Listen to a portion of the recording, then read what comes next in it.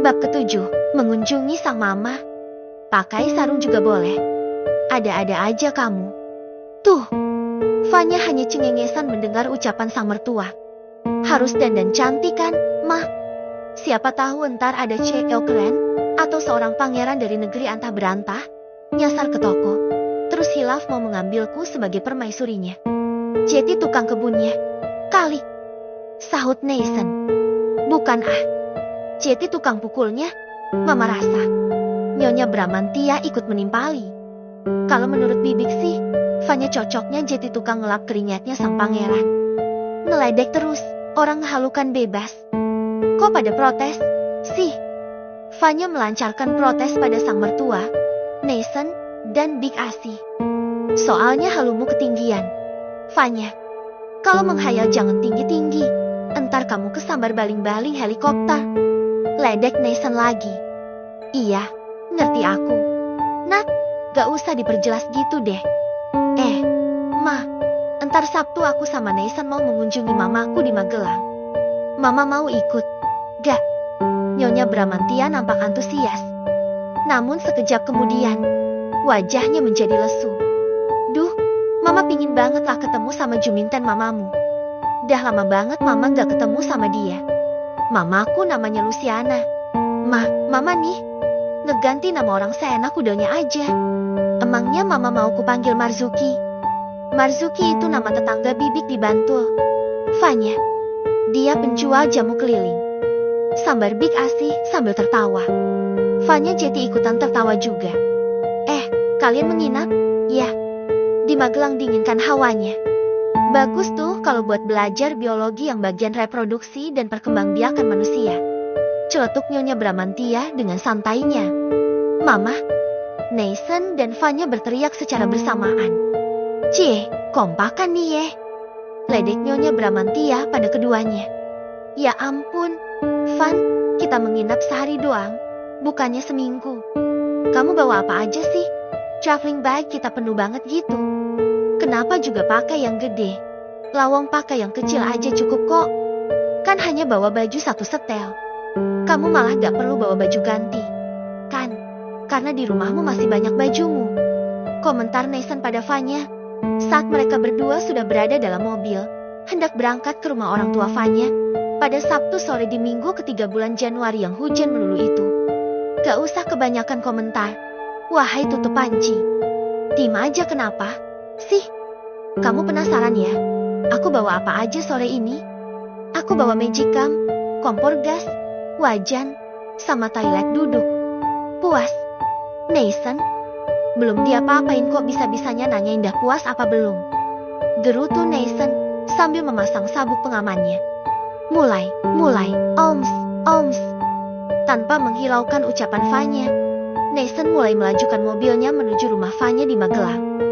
Baru saja 10 menit melaju di jalan aspal, hujan sudah mengguyur dengan deras. Jarak Jogja-Magelang yang biasanya bisa ditempuh dalam waktu sejam saja, kini jadi lebih dari 1,5 jam akibat macet dan tingginya genangan air di beberapa tempat. Tepat pukul 5:30 petang, Nathan dan Fanya pun tiba di rumah Fanya. Mama, Mbak Fanya si anak durhaka pulang. Ma, teriak Doni adik lelakinya Fanya dari teras. Begitu turun dari mobil, Fanya bergegas menghampiri adik lelakinya itu. Kemudian mencita kepalanya. Kamu bilang apa tadi? Fanya si anak durhaka. Anak durhaka dan diwakili sama Melin Kundang. Kali. Habisnya, Mbak Fanya gak pulang-pulang. Sih, keluh Doni pada sang kakak. Aku udah menikah. Doni, jadi aku wajib ngikutin di mana suami tinggal. Untung aja si Nathan gak tinggal alam lain. Kan, gak bisa beli cilok, aku ntar di sana. Fanya menjawab sambil berjalan meninggalkan teras. Nathan, kamu ntar malam mau tidur di mana? Kok nanyanya gitu sih? Fanya, kalian tidur sekamar lah. Namanya juga ada suami istri. Masak gitu aja ditanyain. Iya, kan, Nathan? Dodol tuh si Fanya. Celetuk Luciana mamanya Fanya dari ruang tengah. Halo, Ma, aku kangen sekali sama Mama. Nanti malam aku tidur sama Mama aja. Ya, sapa Fanya pada sang Mama. Ia kemudian memeluk erat tubuh mamanya. Luciana membalas pelukan anaknya dengan tak kalah hangat. Mereka saling melepas rindu setelah 1 minggu tak bertemu. Udah jadi istri orang, weh. Tahu diri dong. Vanya, kamu bukan anak TK lagi. Sayang. Vanya melepaskan pelukan mamanya sambil manyun-manyun.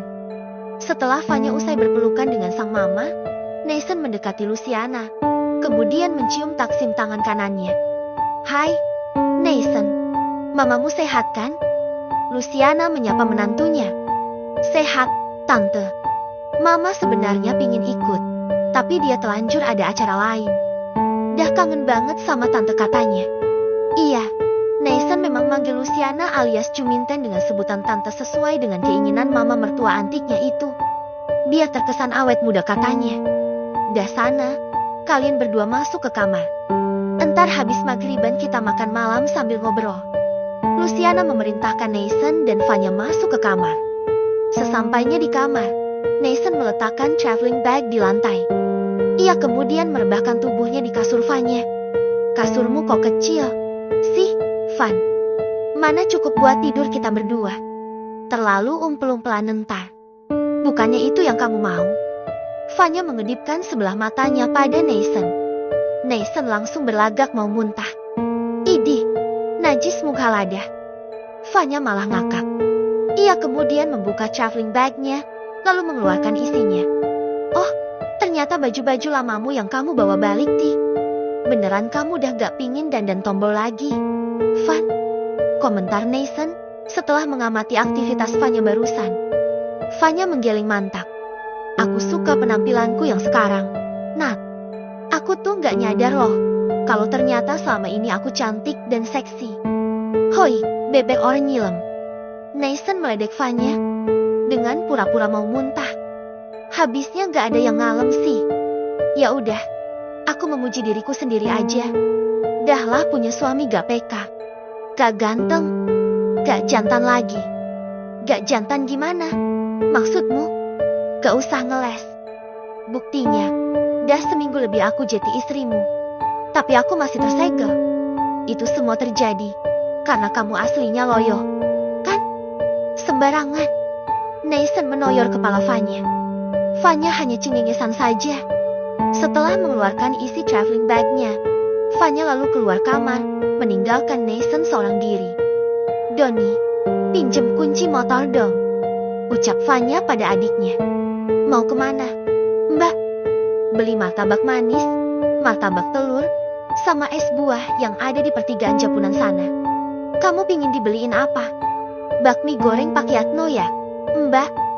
Yang pedesnya sepedas mulut tetangga. Udah itu doang. Doni mengangguk cepat. Gak minta dianterin Mas Nathan aja, Mbak? Mendung tebal loh ini. Bentar lagi pasti hujan. Enggak ah, aku pingin naik motor aja. Dah seminggu aku gak naik motor. Kemana-mana duduk manis doang kayak juragan jengkol.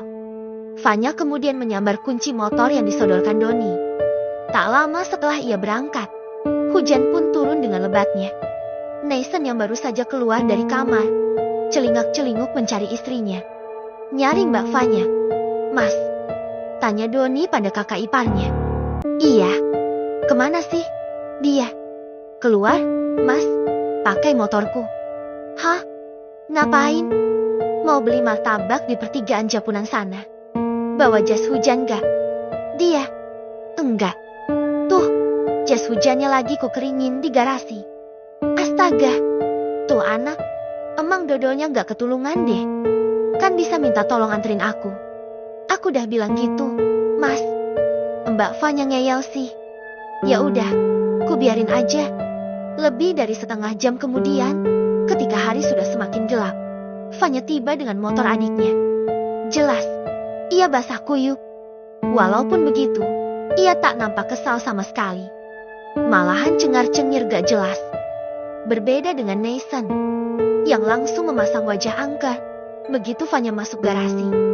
Syukurin kehujanan, semprot Nathan pada Vanya sambil berkacak pinggang. Biarin, hujan air doang pun gak bakalan bikin aku mencair, kan? Vanya turun dari motor, sambil mencangking 2 buah kresek. Setelah menaruh barang bawaannya ke atas meja, ia mandi kemudian berganti pakaian. Lalu mengeringkan lantai yang basah karena terkena air yang menetes dari bajunya itu. Usai mengepel, Fanya dan Doni pun makan bersama. Fanya makan malam pakai lauk martabak, sementara Doni makan mie goreng pedasnya. Nathan mana? Kok gak ikut makan sama kalian? Tanya Luciana pada kedua anaknya. Masih di kamar, Ma.